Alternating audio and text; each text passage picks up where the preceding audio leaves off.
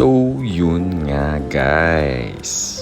Share ko lang sa inyo tong unlimited sukiyaki and shabu-shabu na na-try namin for only 398 pesos per person.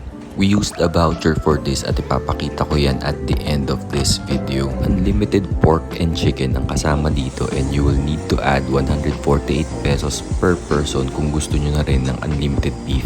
Meron silang 5 soup bases na pwede mong pagpilian. Shabu-shabu, sukiyaki, tomato soup, kimchi at botaniko. Itong pinili namin is sukiyaki at botaniko. Kasama din sa mga unlimited options natin dito ay itong mga cooked dishes.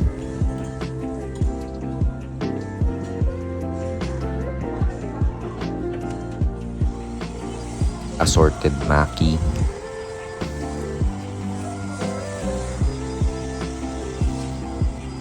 Different sauces para makagawa kayo ng sausawan based sa sarili nyong panlasa.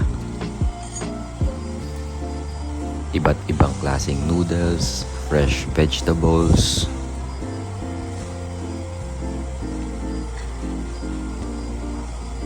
assorted balls at fresh mushrooms, salad bar at unlimited soft serve ice cream. Unlimited na rin yung water, lemonade, juice at iced tea.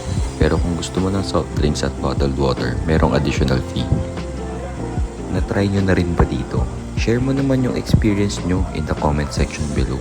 At kung meron ka pang ibang hotpot places na marirecommend, let me know din.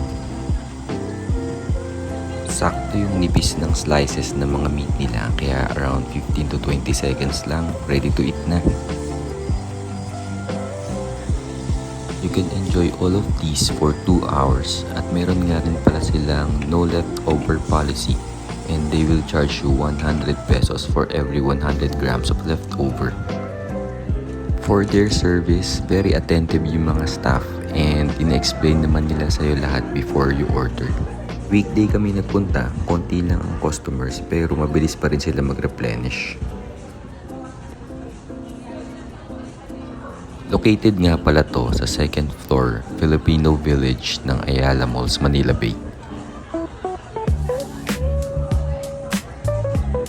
For sure matutuwa ang mga kids sa paggawa ng sarili nilang dessert dito sa ice cream station. Ito naman yung pang finale namin.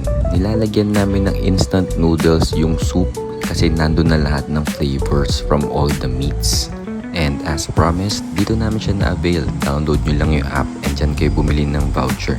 Madali lang magpa-reserve through their mobile number. Follow me for more food videos guys ha. Okay?